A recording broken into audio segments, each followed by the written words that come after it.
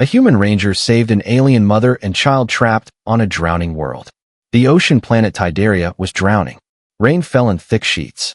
Waves smashed against the floating city of Maris, 9, turning streets into dark rivers. Sirens screamed. Lights flickered and died. Towers that once shone like bright spears now bent and groaned. Human Ranger Jace Navarro gripped the controls of his patrol skimmer. The craft shook as another wall of water slammed into its side. His knuckles were white. The storm hammered the windows and tried to push the skimmer under. Ranger units, fall back to Embassy Sector. The voice of Tidarian command crackled in his ear. This is an internal Tidarian matter. Humans will stand down. Jace stared at the flooded city below. He saw floating debris, turned over carts, broken signs. Tiny shapes scrambled across sinking bridges. No rescue craft. No Tidarian guards. Copy, he said in a flat voice, turning the skimmer toward the higher districts. On paper, he was following orders. In his heart, he already hated them. Then he saw movement. At first it was only a small shape in the water, half hidden by rain and wreckage. He frowned and aimed the skimmer's lights. The beam cut through the storm and landed on a plaza now half underwater. A Tidarian woman stood there, chest deep in the swirling flood. Her skin was blue-green and slick with rain. Silver fins along her arms fluttered as she fought to stay upright. In her arms, she held a small girl high above the water. The child clung to her neck, coughing on the spray. Other Tidarians rushed by on makeshift rafts and broken panels. None of them stopped. None of them even looked at the woman. Jace's stomach twisted. He changed course. The skimmer roared as he pushed the engine past safe limits. He brought the craft down low over the plaza, water splashing against the hull. His training whispered warnings. His orders screamed in his ear. He ignored them. He swung the skimmer as close as he could and hit the hatch release. Wind and rain blasted into the cabin. Cold water sprayed his face. "Hey," he shouted, reaching out a hand. "Take my hand." The woman turned her head toward him. Her eyes shone with faint light. She saw the human uniform, the off-world patch, the ranger insignia. High on a nearby walkway, a few Tidarians had paused to stare. Humans were guests here, guests who were not supposed to interfere. The woman held her daughter tighter and hesitated. Jace lowered his voice. "I won't hurt you," he called. "I'm not leaving you here. Please, trust me." For a long second, everything slowed. Sirens faded. The roar of the rain became a dull hum. There was only the woman, the child, and Jace's outstretched hand. The little girl sobbed and buried her face in her mother's neck. The woman made her choice. She shifted the child to one arm and reached out with the other. Her fingers were long and slender, the webbing between them trembling. Her hand was ice cold when it closed around his. Jace braced himself and pulled. The water dragged at her legs. For a heartbeat, he thought he might lose his grip. Then, with a final surge, she stumbled forward and crashed into the cabin. Jace grabbed the girl next, lifting her in and setting her on the floor. He hit the hatch control. The door slid shut, cutting off the storm's scream. For a moment, the three of them just stood there. Water pooled on the metal floor. The little girl's teeth chattered. The woman held her close and looked at Jace with a mix of fear and fierce pride. "Thank you," she said, voice rough but clear. "I am Leary Soul. This is my daughter, Sela." "Jace Navarro," he replied. "Human Ranger Corps. And, apparently, terrible at listening to Tidarian orders." Outside, something heavy collapsed into the water with a deep, distant crash. Jace turned back to the controls. He had just broken every rule he had been given on this world. But as he glanced at Leary and Sela, he knew one thing with absolute certainty. He did not regret it. The storm did not slow. It grew worse. Jace pushed the skimmer through violent waves as the city fell apart around them.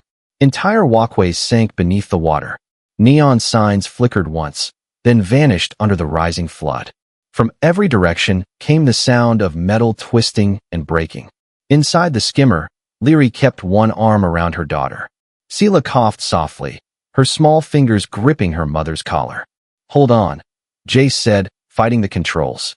"We just need somewhere high, somewhere safe." A sudden crash shook the craft. A broken transit rail smashed into the skimmer's side, spinning it sharply. Warning lights exploded across the dashboard. "Impact detected," the ship's AI announced calmly. "Hull damage. Propulsion unstable." Jace cursed under his breath. Of course you're calm. You're not the one drowning. Leary looked out the window. The lower levels are lost, she said. Where can we go? Jace scanned the skyline through sheets of rain. Most towers were half flooded. Entire districts were dark. But then he spotted it. An old, tall building rising above the water like a lonely mountain. The archive spire. Once a great library of knowledge. Now abandoned for years. Hold tight, Jace said. We're heading there. The skimmer sputtered as he pushed the failing engine to its limit. The craft shook so violently the floor panels rattled. Sela whimpered and buried her face into Leary's shoulder. We'll be okay, Leary whispered to her daughter, though her voice trembled.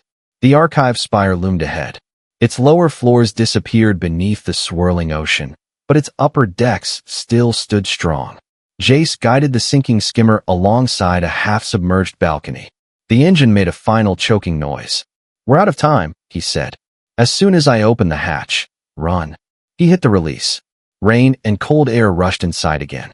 Leary climbed out first, Sela held high in her arms. The water on the balcony was ankle-deep and icy. Jace grabbed the emergency pack and followed them. Behind him, the skimmer groaned, tilted, and sank into the dark water without a sound. The three of them stood in front of the sealed doors of the archive spire, breathing hard. Jace shoved his shoulder against the metal. It resisted at first, then slowly cracked open with a loud, ancient groan. They stepped into darkness. The air inside was damp and cold. Dust hung thick in the glow of Jace's light rod as he snapped it on. Pale blue light spread across a huge hall filled with old shelves, shattered holoscreens, and murals showing Tidarian history. Calm seas, proud cities, peaceful skies. All things the storm was destroying. Sela looked around with wide eyes. It's scary, she whispered. It's safe? Jace said gently. Scary but safe. He set down the emergency pack and unpacked the small heater, thermal blankets, and ration bars. It was not much, but enough for a night. Leary wrung water from her long silver-green hair. Her fins fluttered slightly, a sign of stress among her species. You shouldn't have saved us, she said quietly. Your people will punish you. Jace looked at her, surprised. What was I supposed to do? Watch you drown. That is the Tidarian way, she said, her voice bitter. We survive by focusing only on our own families. We are taught not to help strangers. And you? Jace asked. Leary gently stroked Sela's hair. I would rather die than leave a child behind. That answer stayed with Jace. They sat close to the heater, wrapped in blankets. Sela slowly drifted to sleep against her mother's side. Outside, thunder rolled like the sky was tearing in half. After a long silence, Jace asked, You said your mate believed the storms were wrong. What did he find? Leary's eyes filled with old fear. He believed someone was controlling the weather, she whispered. Someone with power. Someone inside the High Council. Jace stared at her. Why would anyone do that? To drown the districts that spoke against them, she said, voice trembling. To erase their enemies. The heater hummed softly. The storm pounded the tower walls. Jace felt something cold settle in his chest. This was no natural disaster. And now he, Leary, and Sela were right in the middle of it. The storm did not calm. Hours passed, but the wind only grew harsher. Each gust made the old archive spire tremble like an ancient beast shaking in its sleep. Water slapped against the lower floors, rising inch by inch. The sound echoed through the halls like distant footsteps. Jace woke to a sharp cracking noise below them. He sat up fast. Leary was already awake, holding Sela close. Her eyes glowed faintly in the dark room. The water is climbing, she whispered. We must move higher. Jace grabbed the emergency pack. Let's go. They climbed a narrow stairwell that curled around the inside of the tower. Every step creaked. Some were slippery with water. When they reached the next level, Jace forced open the door. The floor they entered had once been filled with study rooms and research suites. Now, dust covered everything like gray snow. Hollow screens hung broken from the walls. A cracked ceiling window let in thin moonlight. Sela shivered. Mama, the building is talking. It is just the storm, Leary said softly. Nothing else. But Leary did not sound certain.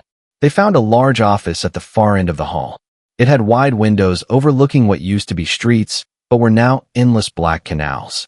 Lightning flashed, revealing huge shadows of half-submerged towers leaning at strange angles. This will do for now, Jace said.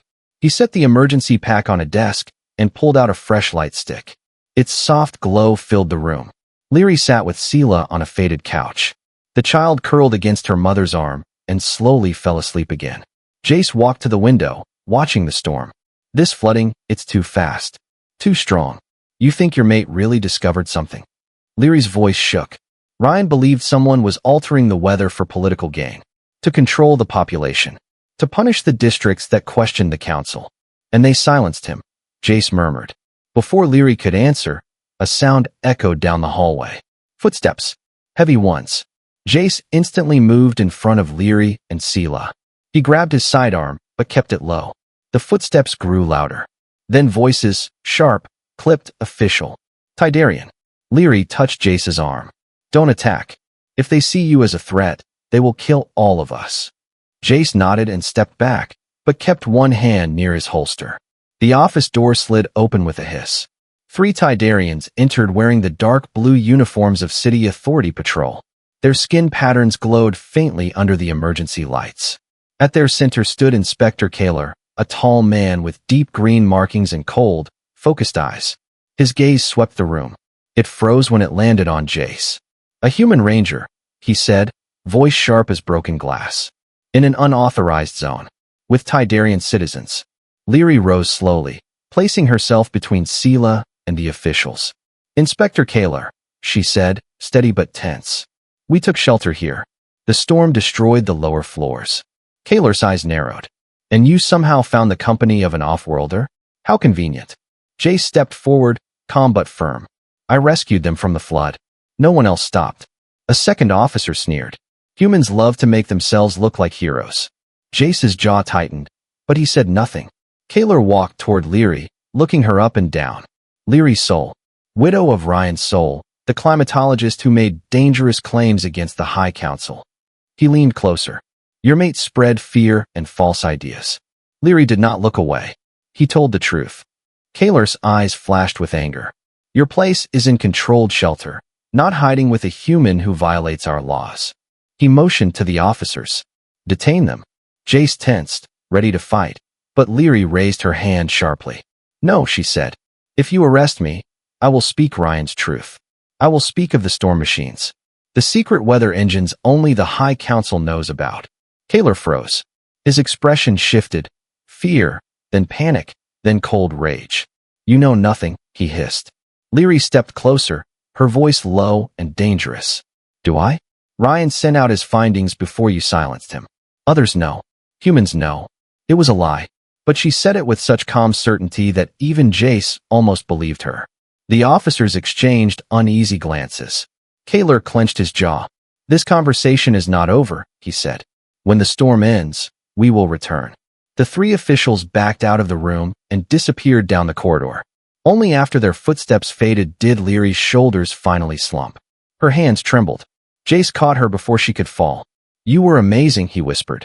I don't know how you stood up to them. Her breath shook. Fear gives strength. Fear for my daughter. Jace held her steady. Outside, lightning cracked again, lighting the drowned city. Inside the broken tower, Jace realized something. Saving Leary and Sela wasn't an accident. It was the beginning of a much bigger fight.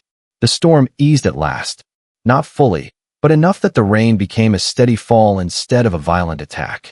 The wind quieted into long, tired gusts. The sky changed from black to a dull gray, like morning was trying to break through the chaos. Jace stood at the window of the high office, watching the city breathe again. The water still swallowed entire districts. Many towers leaned. Some were gone completely. But the sky was clearing, and that meant help could fly again. He tapped his wrist device and sent a distress signal. Leary wrapped Sela in a blanket. The girl's gills fluttered softly as she slept, exhausted from fear and cold. How long until your people come? Leary asked. If the signal reaches the embassy, maybe 30 minutes, Jace said. She nodded, though worry tightened her face. They climbed one last staircase, pushing open a door to the rooftop landing pad. The air hit them with a cold slap. Rain misted across the wide flat surface. The entire rooftop shook sometimes from distant thunder. Jace checked the horizon. For a few seconds, nothing happened. Then he saw it. A sleek human rescue carrier descended through the clouds, bright lights cutting the gray sky. It was fast and solid, with the emblem of the human embassy shining on its hull. Jace breathed out in relief. "They made it," he said. He waved his arm. Leary held Sela close and stepped forward. The carrier landed with a soft thud. The hatch opened, and Captain Mara Vex jumped out, armor dripping with rain. Her short black hair was plastered to her forehead, but her stance was strong. "Navarro," she shouted through the wind. "You look like hell. Get in." Jace grinned. "Nice to see you too." But then a new sound cut through the air. A high, shrill engine whine. The sound of Tidarian patrol craft. Jace's stomach sank. Across the rooftop, another ship rose through the fading fog. It was sharp and thin, its wings pointed like knives. Blue lights traced its sides. It landed hard on the opposite edge of the roof. The hatch snapped open. Inspector Kaler stepped out. He was no longer in simple city uniform. He wore the dark council armor of the Internal Authority, and behind him came 6 armored guards. Leary stiffened. Sela buried her face against her. Kaler's voice boomed across the rooftop, amplified by his suit. "Tidarian citizens Leary Soul and Sela Soul are under arrest. Human Ranger must surrender immediately." Captain Mara stepped forward without hesitation. "Back off, Kaler. These civilians are under human protection." Kaler ignored her. His eyes were locked on Leary. "You think you can hide behind outsiders? Your mate's lies cost us stability. And now you endanger the council further." Leary shook her head. "Ryan told the truth. You let him drown." The guards lifted their shock rifles. Mara's team raised their weapons in return. The air buzzed with energy. Jace pulled Leary and Sela behind him. "Nobody is taking them." Kaler sneered. "Typical human. Always jumping into battles you don't understand." Mara stepped forward. "You're outnumbered, Kaler, or is counting difficult underwater." His eyes narrowed. But Leary suddenly stepped out from behind Jace. Her hands shook, but they were steady enough to hold up a small glowing crystal. Jace's heart jumped. The data shard. The one with Ryan's research. Kaler froze. "You hand that over," he said quietly, "or you will all vanish by morning." Leary's voice was calm. Too calm. "If you take us, I drop it." Kaler blinked. "You wouldn't. That shard is your only proof." "That shard," Leary said, "is not proof of anything if we are dead, but it is enough to terrify you." Mara looked between them. "What's on that thing?" "Storm machines," Jace said. "Weather devices. The floods aren't natural." Kaler's jaw tightened. "Silence. Those files are stolen lies. And yet you fear them," Leary said softly. Wind whistled across the rooftop. Sela whimpered. Kaler raised his hand, and his guard stepped forward. "Seize them," he ordered. But Jace moved faster. He shifted his stance, shielding Leary and Sela completely. Mara raised her voice. "One more step, and we open fire." The guards hesitated. Kaler's fury cracked. "This isn't finished," he said. "Storm or no storm, the council will decide their fate. Not humans." Mara made a small motion with her hand. Her team tightened their aim.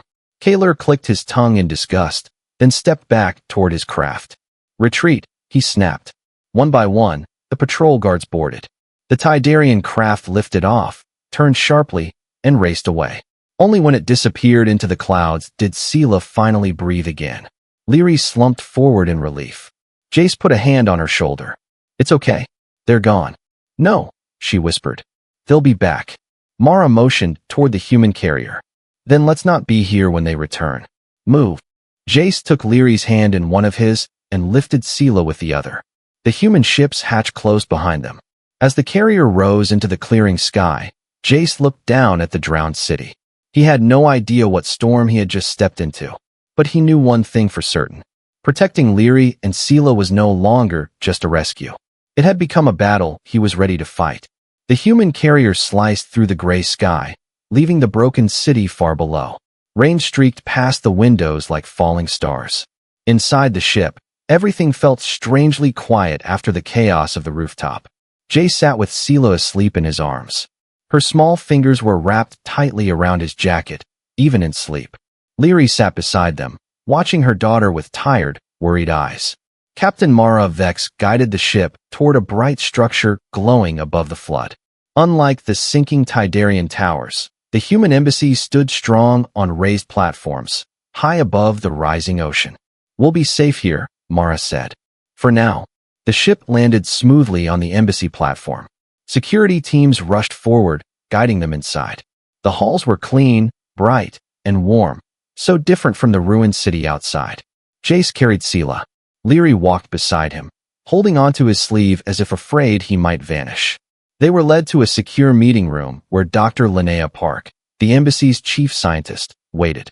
She was small, sharp-eyed, with a calm voice that somehow made even danger sound like a puzzle to be solved. "I heard you brought something important," Dr. Park said, turning to Leary. Leary held the glowing crystal in her palm. This is my mate's last message. Ryan gathered information about the storms before he died." Jace stepped closer. He thought the storms were artificial. Dr. Park's expression changed instantly. "Let me see it." Leary hesitated. For a moment, her fingers tightened around the crystal. Then she slowly handed it over. Dr. Park placed the shard into a reader. Streams of symbols, numbers, and maps filled the hollow screen. Her eyes widened as she scrolled through file after file. "Oh no," she whispered. "What is it?" Jace asked. Dr. Park turned the screen so they could see. It showed Tidaria, not as a peaceful ocean world, but covered in red marks, each one pulsing like a heartbeat. "These are weather control devices," Dr. Park explained. "Not natural tools. Artificial. Foreign. Someone installed energy towers across the hemisphere." Leary spoke softly. "Ryan said they were called storm spines." Dr. Park nodded grimly. "They pull moisture from the ocean and turn it into massive storms, designed to change climates. But here, they're being used to drown entire regions." Jace stared at the red marks. "Who would want that?" Dr. Park tapped the screen. More data appeared, transaction logs, encrypted messages, coordinates. "A political faction," she said. "Not just one man. Multiple officials. They paid criminal groups to install these devices to hit districts they label as rebellious." Leary's eyes filled with tears. "They killed Ryan to hide this." Jace placed his hand gently on her shoulder. "You were right. He was right." Captain Mara stepped forward, jaw clenched. "We need to take this to the Tidarian High Council." "That won't be easy," Dr. Park warned. "The same people who installed the devices may control the council. They will deny everything." Leary looked down at her sleeping daughter. "Then we cannot go alone." Jace nodded. "We go with evidence. With both governments watching." Dr. Park turned to a soldier. "Prepare a secure transfer. And call Ambassador Hale." Minutes later, Ambassador Eleanor Hale entered the room. Tall, stern, and composed, she carried the weight of both diplomacy and danger with practiced ease. She listened carefully as Dr. Park explained the data. Her expression did not change, but her eyes sharpened. "This is an international crisis," Ambassador Hale said. "If the Tidarian Council ignores this, their planet will drown. And they will blame us." Leary stepped forward. "Please, my mate died for this secret. You must help us show the Council." Ambassador Hale looked at her with unusual softness. "I promise you, Leary, you will be heard." She turned to Jace. "Ranger Navarro, you defied orders to save these two. Because of that, we now hold the truth.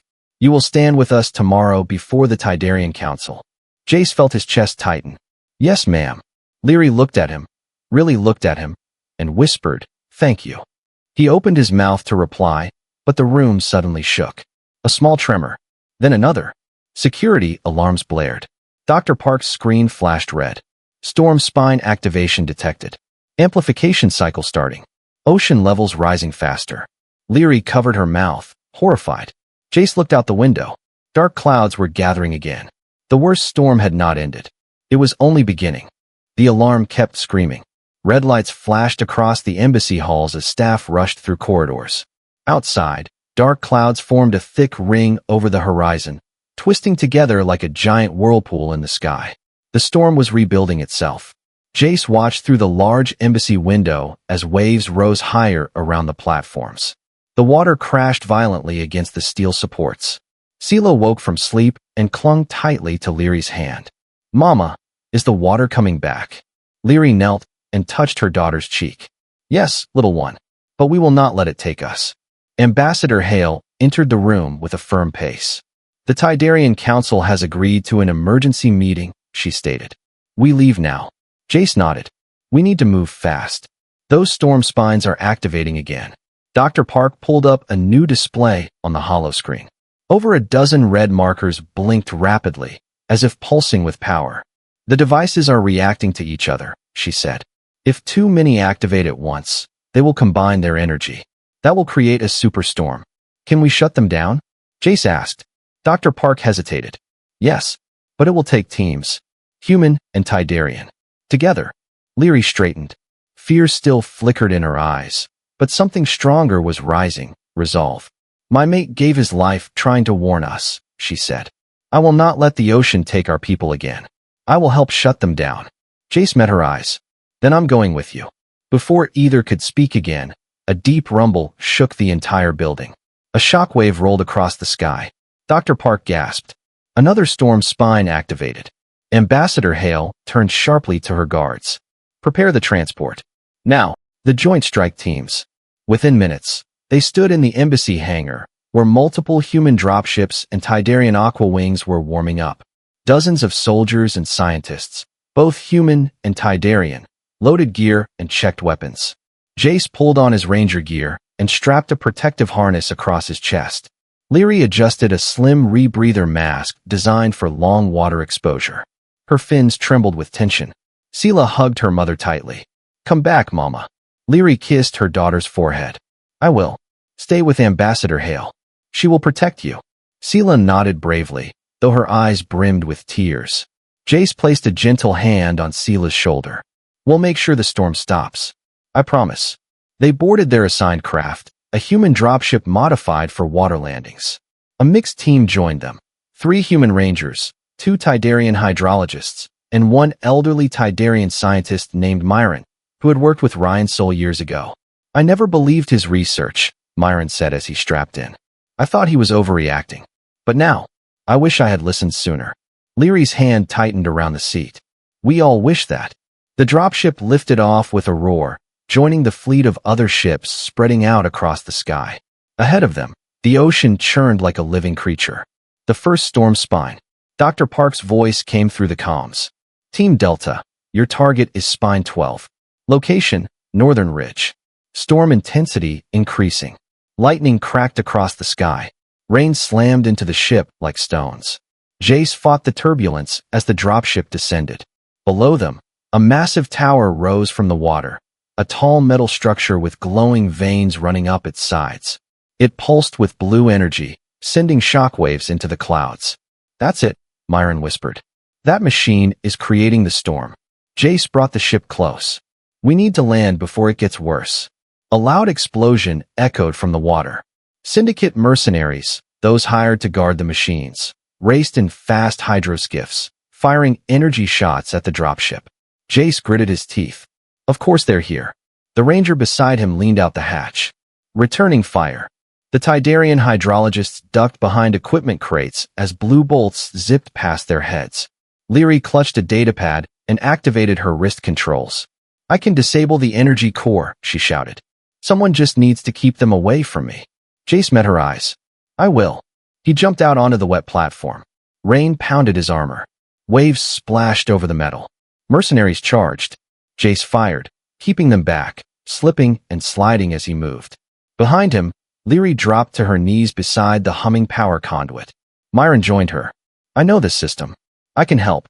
They worked together quickly, fingers moving over glowing controls. But the machine fought back. A surge of energy shot upward. The wind howled. The water around them spiraled faster. Hurry, Jace yelled. I can't hold them forever. Leary pressed her hand onto a control panel. It scanned her biological signature and briefly glowed green. It's shutting down, she cried. The machine let out a deep metallic groan. The blue lights dimmed. Then, boom. The entire platform shook. The energy core sputtered. The storm above the machine weakened slightly, clouds pulling back as if taking a breath. One spine was down. They had done it. Leary looked at Jace, soaked, shaking, exhausted, but alive. We did it, she whispered. Jace stepped forward and gently touched his forehead to hers. Only 11 more. The realization. As the dropship lifted off again, Dr. Park's voice sounded urgent. All teams, be advised. The remaining storm spines are increasing output. The ocean levels are rising rapidly. We must deactivate them all before they synchronize. Jace looked at Leary. Leary looked back with steady eyes. They both knew the truth. Stopping one machine was a victory. Stopping all of them was survival. The storm was far from over. The worst was still coming. The fight against the storm spines did not end in one day. For 3 long cycles of Tidaria's sun, the sky stayed dark. Human dropships and Tidarian aqua wings flew day and night. Teams landed on sinking platforms, mountain ridges, and hidden sea bases. Some missions were easy. Most were not. Twice, Jace's ship took heavy fire. Once, they almost crashed into a whirlpool created by a spine spinning out of control.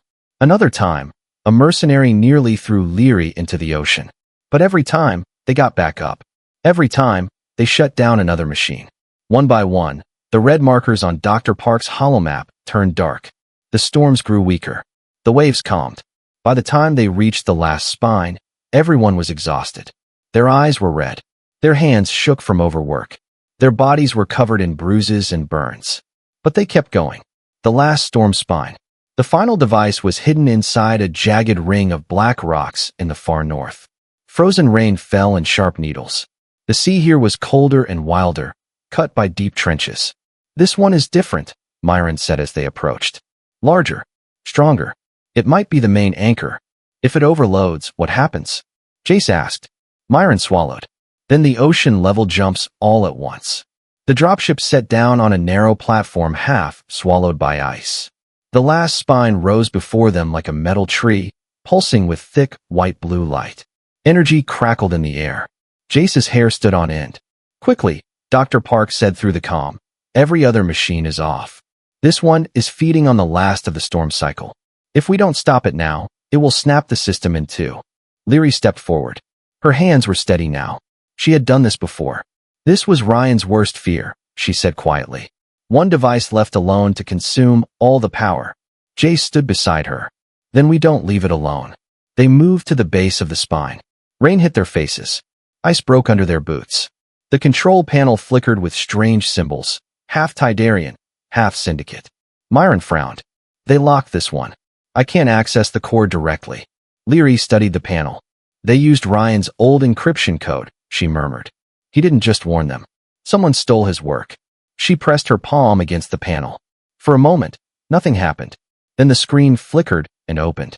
"Ryan tied his access to our family line," she whispered. "They never expected his mate to be here." The spine shuddered. The wind screamed. Jace kept watch, blaster ready. He half expected more mercenaries to appear. But no one came. This last machine was alone. Leary's fingers rushed over the glowing keys. "I can't shut it down slowly," she said. "It will blow. I have to cut it all at once." "Will it explode?" Jace asked. "Maybe.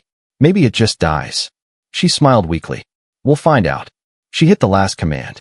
The spine gave a long, low groan. The light inside it flared bright, then snapped off. All at once. Silence slammed down. No thunder. No crackling energy. Only the soft fall of frozen rain and the distant roll of normal waves. Jace realized he was holding his breath. He let it out and laughed. Not a polite laugh. A loud, tired, relieved laugh. Leary turned to him and laughed too. The sound bounced off the rocks, wild and free. "It's over," she said. "For the first time in months," Jace answered. "It actually is." The council and the choice. Days later, the High Council gathered again. This time, they did not sit in perfect rows above the people. The chamber was crowded with Tidarian civilians, human observers, and workers from the rescue teams. Broken families. Survivors. Scientists. Soldiers. Leary stood before them with Jace beside her. Myron presented Ryan's full work, now restored, and Dr. Park confirmed it with human scans. The council members who had secretly funded the storm spines were brought out in chains. Even Kaler stood there, hands bound, eyes empty. The senior counselor spoke. "Tidaria owes its life to those who risked theirs," she said. "To a human ranger who refused to obey a cruel order. To a widow who turned grief into courage. And to a dead scientist who tried to save us from ourselves." She turned to Leary. "What do you ask from this council, Leary's soul?" Leary glanced at Sela in the audience.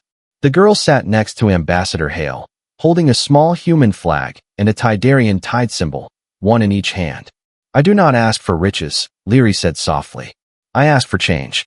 I ask that we never again call compassion weakness. That we never punish those who warn us. She looked at Jace. And I asked that humans are no longer treated as outsiders. They are part of the reason our world still breathes. The chamber murmured. The senior counselor nodded slowly. So it will be. Years later. 3 years passed. The ocean level settled. New barriers and smarter systems were built by human and Tidarian engineers working together.